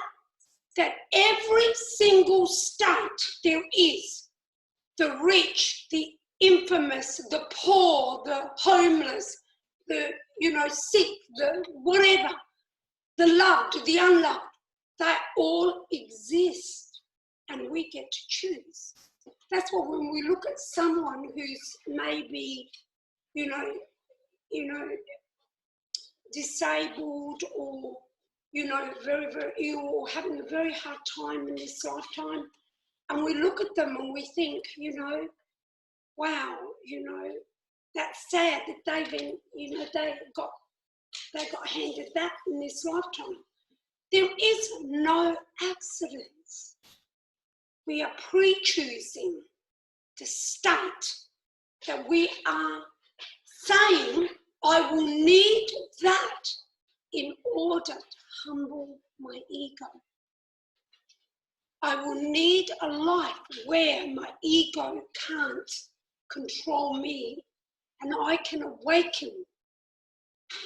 But we might be given a humble state like that and then still not get it. Blame everybody else, blame the world, be pitiful, the victim, and still die with our sins intact. What are sins? Wrong thought. Look it up in the dictionary. Missed the mark. That's what a sin is. It's illusory thought. We got it wrong. And powers that be have ingrained us with all this truth, you know? And we believe it. Now the first creative act ever recorded in Scripture was in the second verse of the first chapter of Genesis. And the Spirit of God moved. Genesis 1-2. And the Spirit of God moved. I'll just go back. The first creative act recorded in the Bible, in the second verse of the first chapter in Genesis, says, and the Spirit of God moved, emotion, feelings. Do you understand? And then the world was created. Do you understand? We've got to believe. We've got to move with emotion to create those dreams and goals that you guys desire, right? Whenever we create, what must take place first and foremost is that movement within God. Who is God? Us. Do you get it? That's why I said to you, I sent you the video to watch. Feeling is the secret. Feeling is the secret. Because the feeling, the emotion gets you to feel and believe in the outcome. Without that movement in your spirit, in you. The emotional belief, you haven't put it out there. It only goes out there with that movement in God. That's you. It's your emotion. Your vision, your image, you can envision all you like. Unless you're getting the goosebumps, unless you're laughing, unless you're crying, you're not putting it out there. You have an affected imagination. Imagination is your spirit. You haven't moved as God. So, to impregnate the universe, you need to feel the goosebumps. You need to know, absolutely know, it's done. And you know, because the spirit moves. There's movement in God. Whenever creation takes place, it is that movement within God, within us. God is our subconscious mind, our wonderful human imagination. And how do we go into these states and make them real, make them alive in our own world? It is a very simple process, but we are required to act to do it. It won't do it itself. We are required to take the action to create the movement within us. The movement within spirit, the emotional belief. When we take on a state of being in our mind, and by envisioning and imagining the end outcome with passion, with feeling, with movement in spirit, we clothe ourselves with this state. The state of being then takes on an external tone and becomes objective. Here it is, the church. I had it on there. And I envisioned it. And I said I lived in an atrium home. And here it is. It becomes objectified in the world around you. Do you understand? In other words, originally it was only objective in my mind. It didn't exist outside of my mind. It only existed in a vision in my mind, but once held in my mind and felt in my heart as a reality. In other words, believed it, felt it, and continued until it externalized. It objectified. Okay? The state of being married, happily married, a millionaire, rich, healed, a CEO of a company, whatever you want, objectifies once held in your mind and heart. Move, you've got to move God. That's what it says in the Bible. The Spirit of God moved, and then there was life. It externalizes, it has to, because this is how your command, you create your command. You don't demand, you command your world. You are Christ God, Spirit, Self. You create your miracles. You use the master conscious mind to choose your dream goals, to see the end outcomes become present in through your imagination, externalizing into your life. Emotionalize it. How many times do we emotionalize negative rubbish consciously and unconsciously? Stop that, guys. Stop it. Catch yourself and stop it. You are creating hell otherwise, because we are in the world where hell exists. There are limitless states of being and having, and they are all real, and they all exist now. They all exist because there is only now. So any person you know of, that you think about, that you think, wow, my life would be great if it was like that, whatever you hope to become or do, anything at all you hope to have, okay, you can have it. You can acquire it. All you have to do is acquire that state. All you have to do is obtain that state in your mind and heart, and it will objectify. It will. And Jesus showed us that in an instant, he created miracles. In an instant. And we are the Christ. So we too can create that powerfully. But he knew who he was. He said, I am the Father of one. It is the Father within me who doeth the work. He said that over and over again. He knew the truth and he acted from that truth.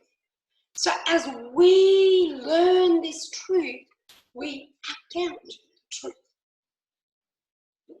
We are filled with guilt, guys.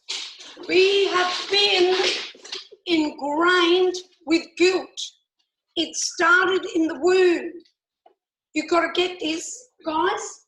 In the womb, you were given guilt. You took on guilt because you took all your mother's and father's guilt on. You came with a past life that's incomplete in the ego world. You came with a purpose that is incomplete. You came to wake up to your God self that is incomplete. And in your childhood, you were told why you're no good, right? Over and over again. Why we don't, we're not good enough. We were told, we watched our parents suffer that they're not good enough, okay? And we went to school and we were told, past system, not good enough. We were told, we watched who was good, who wasn't, where we were all on the ladder of where you are, okay? So we built up all the guilt and all the reasons why we don't deserve to dream like this. We don't deserve to have that kind of relationship. We don't deserve to have health. We don't deserve to have money. We don't deserve all this. We are riddled with guilt, and guilt is barring the door to our power. Lies, absolute lies. And you are to live as though you are God. Do you understand? This is who we are. We're not playing small. What does it serve us to play small and teach others to play small? Jesus said, do not hide your light under a bushel. Put it on the mountain top for all to see, so that others can also see who they are. Go create your dreams. The minute you start hearing, stop that. Stop that rubbish. Huh? Stop. Okay? I'm telling you, if everything exists now, there is only now, that means every state is available to you now. Any house you want to live in, any amount of money you want, anything, any kind of career path that you want, any relationship that you desire, yes, it requires we step up, okay? We have to work on ourselves and we have to step up because you might be putting out there your goal for a particular house, but your earnings are this, okay? So something has to change with you and your earnings, or the miracle has to happen like me, because that's all I had, and it still fell in my lap. But I have to show for sure that I absolutely believe that I deserve it. A property like this one that they wanted 540, they wanted over 500. A rare property 15 years ago that everyone wanted, so many people wanted. Do you understand? How can a single mum who isn't educated, who then went to university, who couldn't even talk, I'm making up for it now, couldn't even talk, dare to dream that I could have anything like that I wanted. Do you understand? You have to break that barrier. No one can break that barrier for you. Only you can. Get rid of the guilt, get rid of the lies, get rid of all those false beliefs.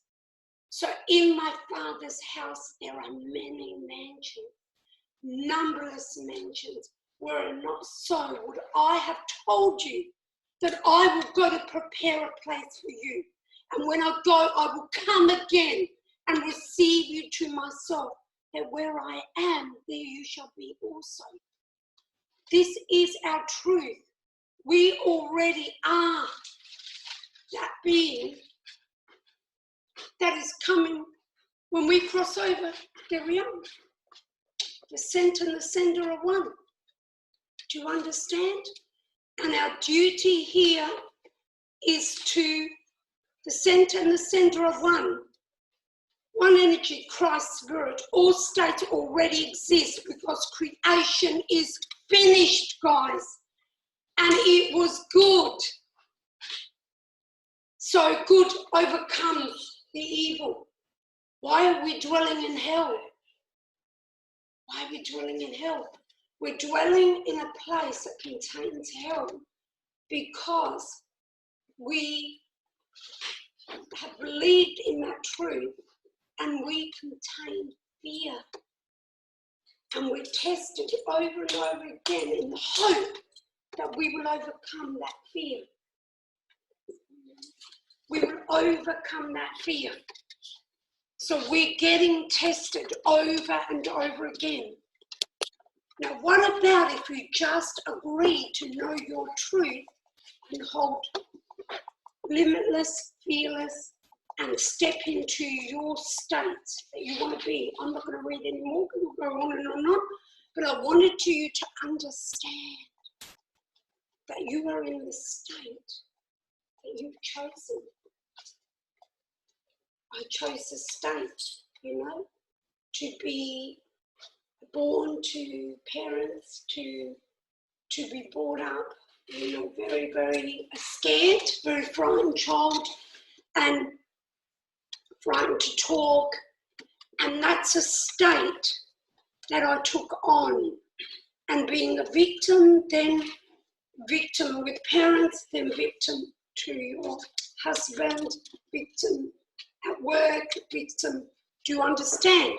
It's the state of being a victim. Step into another state. And that's what you're doing with your goals.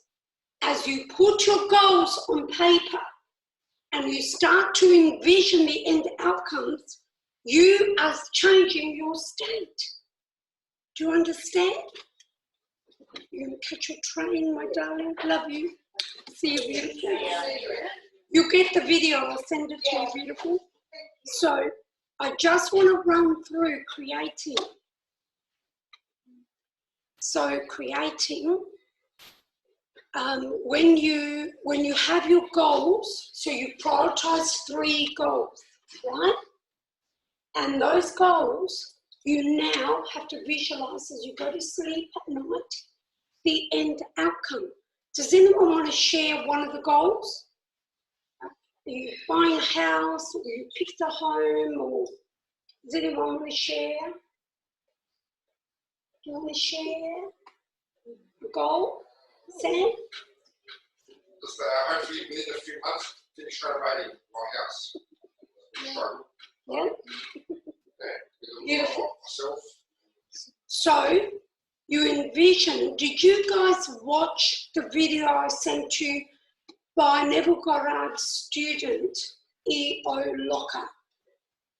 And I sent you 2 videos where he was interviewed, and one, he did an exercise climbing a ladder, and this guy, within 2 weeks of meeting Neville Goddard and doing the visualization exercises, the end outcome, so seeing your home completely renovated. Do not ever envision your home the way it is now. You only ever envision it finished the way you want it. Even the way you can't afford it to be. That's how you do it. Even the way you want, oh, you haven't got that, oh, you overcapitalized. No, you do it. Envision it. Does it cost you anything to envision it? No. So you envision it. Huh? Costs me nothing. Every day a chauffeur drives me around and it costs me nothing. I get in, I get a call, my chauffeur's outside waiting to be I'll be along soon. And then go here and there. And during the day, I drive my car and I say to myself, my chauffeur's driving my car, driving me around. I'm on a call with Tony Robbins. We're working things out. We're in a meeting with Oprah, Greg Braden. They're all my colleagues and my friends. If I say so, I can promise you this will be, because it already is my reality here and here. So it will be. And it won't be unusual that we'll be in a place and Tony Robbins walks straight through that door. Okay? Promise you. Because I know I know who I am and I know what I'm creating. So, when you envision, when you think about, when you talk about your property, it's done, finished, the way you want it. No expenses spared because money falls in your lap. No expenses spared. And it happens in jig time. Like, you know when you said, it's taking forever? Nah, happens in jig time, in your mind.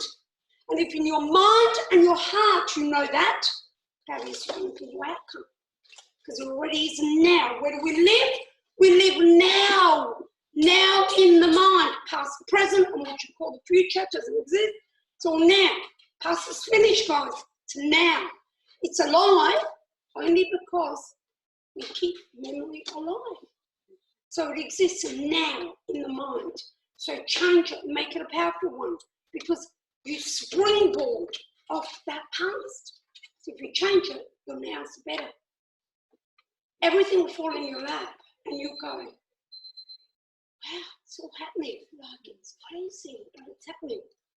So you go to bed at night. When you lie down, try to go to bed not too tired, because otherwise you doze off too quickly. You need to run the end outcome 3, 4, 5 times. So you see yourself in your property celebrating. Housewarming. I don't know, I'm creating an end outcome. But it's got to be an end outcome. An end outcome, if you're having a housewarming, your house is done, right? Or you're celebrating something amazing, like we're, you know, something you want. That's amazing. I'm getting things. That's because I'm psychic. But you're celebrating, I've got to turn it off, in the outcome, you know, it's housewarming and all your family and friends are there. And they're going, wow, oh my God, look at your home. Oh my God. And everyone's bringing you gifts, plants and things, and there's food and blah, blah. And you two are hugging each other. And you know you're both there, because you must not look at it like a movie. You've got to be present in your end outcome. If you are not present in your end outcome, you are not creating it. You're not putting it out there. You have to be in it, not watching it like a movie. And the only way to make sure you are is do something like hug. You hug Tiana, and as you hug her, you see your hand. You see, when you're crossing your hands, you see your hand. And you say, that's my hand. I'm here. This is my home. Do you understand? because then you've done it. You're in there, you feel the feeling, you move God, and you'll be out there. You've impregnated. Now, don't abort your creations. Don't start doubting. No, this is never going to happen. Oh my God. No. The minute anything goes wrong with the work, you envision that end outcome. And you force more and more. And like a miracle, all problems will go away and you'll have your end outcome. Even faster than you could have ever. So the obstacles that may come up, are they like a Test. They're a test. Everything's a test, guys.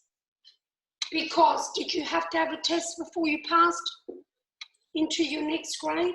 Yeah. Yeah. Universe. We are the universe. We are checking ourselves. I keep saying to my God, stop being so hard on me. But then we are our hardest critics, aren't we? And we are. And we do it because it's the best thing. It's the best way. So that's an example. Does anyone else have another one? I have to share one. A lovely girl is in a, there's a bunch of people that can't come to the class for one reason or another. And some of them, beautiful ones out there, are interstate, overseas. My Nancy and Catty and some others are away. And some just can't come to the class. And I could only have 20, so it was limited. But they watch and they're in the class and they get the videos and they get the creating coaching.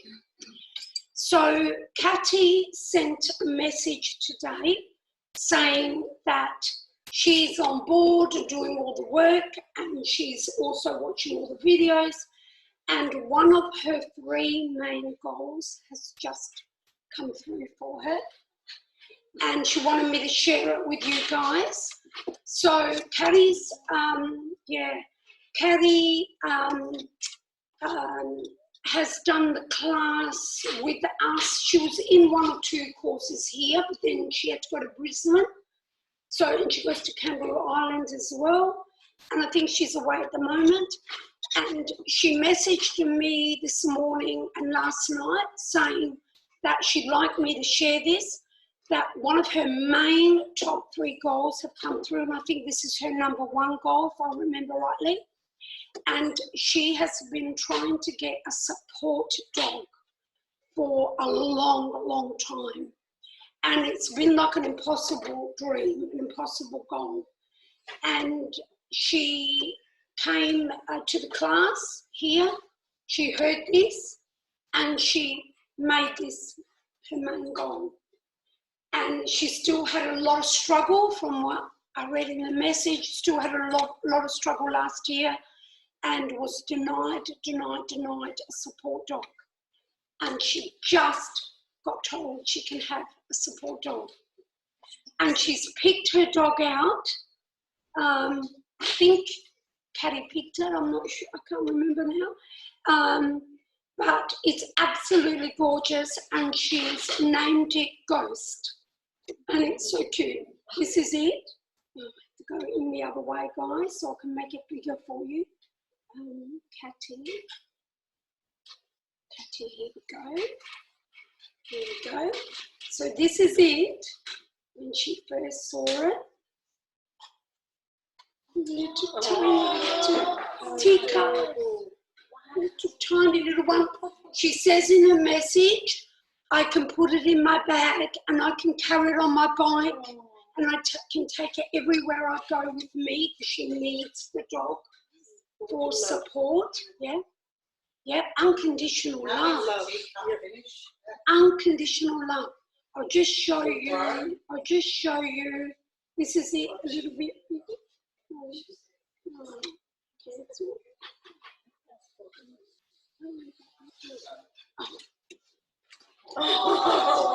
Little ghost. Cute, is that? So she's going to get it very soon, and from what I understand, and she says I will be able to take this beautiful Chinny, I'm catching up on all my stuff, so I'm ready for tomorrow's class with you. I have my 3 main wishes or destination points I had last time. They're exactly the same. Maybe just altered a little. My thing to share with the group that finally has come my way and has happened today, and this is, I think, yesterday, is that I found my support dog after after deciding I would need or could have one last November. His name is Ghost and he comes home in 4 weeks. Here is a photo. He is so little, so I can ride my bike with him and he will be my support dog and has been trained as my therapy partner. Finally, after 8 long months of slogging it out, this is a tiny step forward using your program. Thank you from the bottom of my heart, Kathy. So, that's really lovely because now she has unconditional love and she loves unconditionally, and this is a path forward for Kathy. And one of your priority goals, TikTok, Kathy, that's wonderful.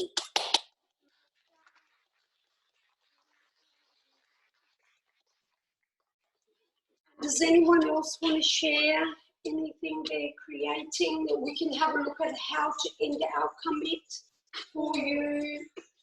And Isabella's going to write her goals. Done. Good girl. Good girl. There's paper and pen. You can take a book with you. I was looking up miracles.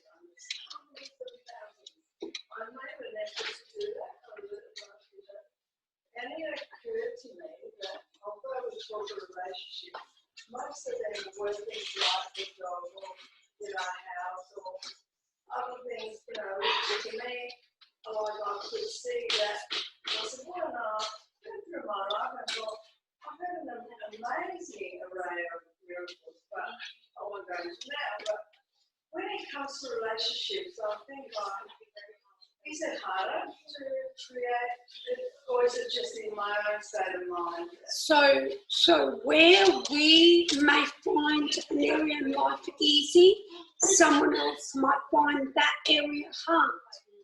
And that's just because in this lifetime, that's what you're learning to get power over, okay?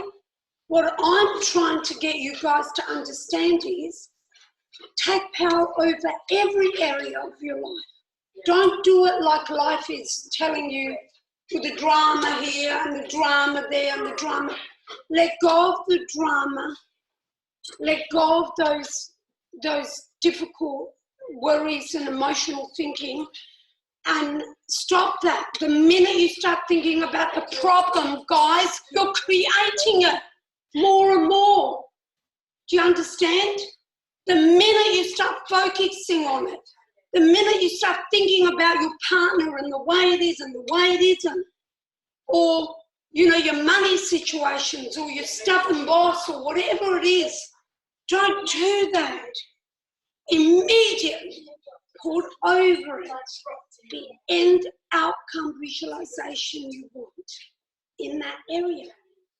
Imagine the perfect partner, and you become the perfect way of being. Do you understand?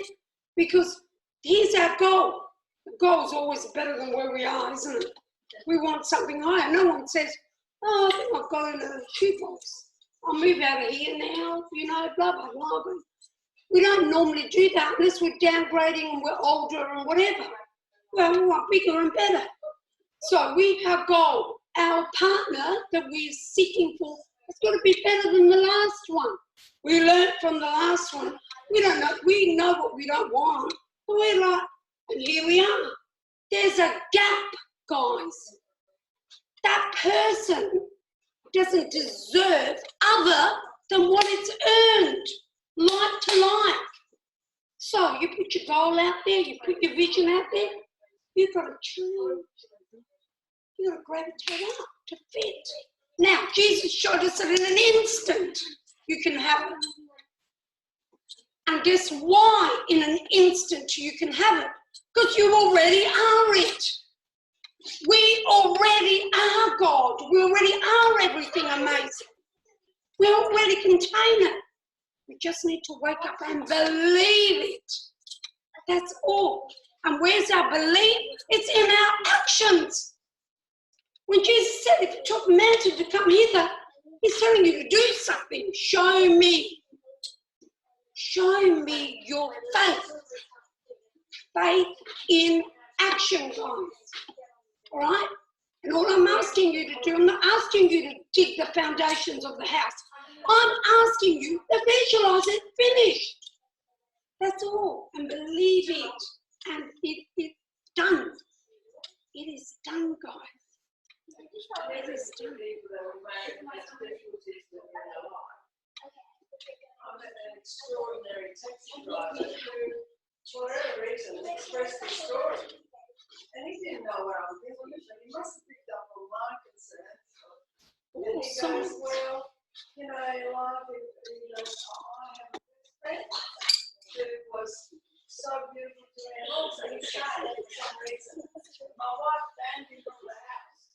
Because then I couldn't imagine my life without my friend. You know, apart from my wife. He said, so I decided to see him as a wonderful friend, as he used to be. Because he has become now the wonderful friend he was. And now my wife and my friend, and we're all together. And I thought, is this for real? Is it happening to me? Now see this? He told you what you needed to know the truth. He's confirming what we're saying here. He decided to see him that way, and his world showed up. Yeah. So then I was worrying, but not telling. I was worried about that. You know that why in my head, and all of a sudden he goes over the story, and I was all, I was going to see. The signs are all around us. Signs are showing up all around us. So, guys, do you see? Not only do you go to sleep envisioning your end outcome, celebrating over and over again, but during the day, if you go to bed powerfully, remember, when you go to sleep at night, you're leaving the third dimensional world. You leave your spirit, your soul, your Christ leaves your body from the crown chakra. That's where you ultimately, when you die, you will leave. But at night, you stay attached at the heart, and you leave, and you go on the astral plane. And we're all on the astral plane. Yeah, we're on the astral plane. And guys, when you go with all your concerns of your whole day, all your worries and concerns, because you are unconsciously living. Stop. Wake up and be conscious.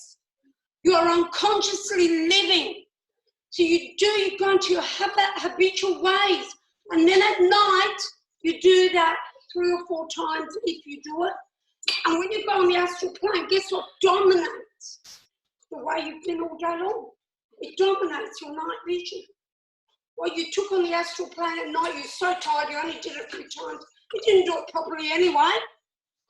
And what dominates is the way you've been being all day. Take that, and guess what? You clone yourself, you come back. Everything you take on the astral plane has to manifest. It has to. That's why it's a shortcut. That's why I'm telling you. Neville Goddard taught us, and because I'm psychic, I know the truth when I hear it. He taught us, if you will dare to think during the day about your goals and your dreams and about what you want to get that rubbish out of your head. And at night, you envision the end outcome happy. Over and over again, you wake up happy. You wake up happy. You don't know why you're happy. You're not scared anymore. How do we wake up in the morning, guys? I know it. I know how we wake up. We're scared. We wake up. We don't know what really scared about. But we're not normal. That's not normal. We wake up scared. Well, we're not happy. If you go to bed envisioning your end outcomes, aren't your end outcomes happy? Your desired end outcomes are happy. When you wake up happy. You wake up free, peaceful. And you remember your dreams. You start remembering, and they're amazing. And they start fitting with what is in your list that you're envisioning at night. And you know you took it on the astral plane. You know, without a doubt, if you dreamt matching it, you know, you took it on the astral plane. You took it on the astral plane, it's going to happen. Do you understand? All day long is what matters, as well as what you do at night before you sleep or during the day. It matters. It matters. What you do, sneak in something different, something crazy, shake it up. Do you understand, guys? And I promise you that you are going to be sharing amazing, amazing outcomes before we finish, just as Elvira did. We had a lady here when Elvira created that miracle. We had a lady come to the class, Franca, her name, and she came to the class, and she had lived for years and years and years with the husband and the father-in-law, and looked after the father-in-law. Now he passed away, and he left them in the house alone. And after so long of, you know, being patient, tolerating and helping, and they love to do it, they did it with all their heart. The council will not let them renovate and change the house the way that they would like to after they lived in the house the way it was for the father. And she came to the class, and on her list she wrote, that's what she wanted, top of the list. And then she said in the class, this can never happen, blah, blah, blah, because you don't know the only council, you don't know the only council. You can't say stuff like that, guys. You're creative. Anyway, she left. I got a phone call from a few people in the days that followed leading up to the following week, and one was Elvira over there, the B&B, and one was Franca. And Franca said to me, I'm not coming back to the class. And I said to her, why? What's wrong? And she said, the council just rejected us. It's not happening. We're not getting the extension the way we want it, blah, blah, blah. And I said to her, that's impossible. Impossible. And she said, no, I'll show you. I've got the letter. And I said to her, well, you can change it. If you watch the 2 interviews I sent you with E.O. Locker, I'm going to send them to you again tonight. He said, within 2 weeks, I had $25,000. Back then, $25,000 was like $250,000 today. Would you like $250,000 in 2 weeks of having learnt this truth? Within months, he was a multi-millionaire. He acquired an Arthur Murray's dance studio, which he was a dance teacher for Arthur Murray, and he always wanted one. Okay? And he became a multi-millionaire. He made over $3 million. Back then, $3 million today is like billions of dollars. Do you understand? So that was in the 60s. You have to listen and understand. He says the greatest thing I learned from Neville Goddard in teaching me, Neville Goddard personally taught me, and his stories are in Neville Goddard's book, The Law and the Promise. And he said the greatest thing I learned and I got out of Neville Goddard was that I never ever worried another day in my life. Because if something bad happened to me, anything bad, anything negative bad, you can imagine how many bad things can happen to you in your life? I would change it. I would go to bed. And I didn't envision the outcome I wanted, and I changed it. That is worth gold, guys. To never ever worry another day in your life. Do you understand? I'm going to send those videos out to you again tonight. Listen to them and start to apply this. So during the day, you envision only your end outcomes. And no matter what anybody says, do you know how many people tell me, blah, blah, blah, blah, blah, is happening to me, da, da, da, da, da, da. And you know what I say to them? And my poor family, I don't even say, do it like this, do it like that. I don't even give them instructions how they should envision. I go, visualize. That's what I say to them, visualize. And I walk away. They know what I mean by that. Visualize the end outcome you want, the opposite of that. Visualize, visualize. That's what I say to people, visualize. Because that's the answer. That's the key. And anything you worry, anything that seems to be happening, see the opposite. Take it to the astral plane. I'm going to leave you with that. And I'm going to sign off and close off the video. Bye, everyone.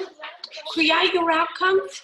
Next week, guys, we're together for the chapters on intuition and faith. And they're wonderful, wonderful chapters, and we're going to be understanding how to create even more so, okay? Bye, everyone. Create your goals. I love you all.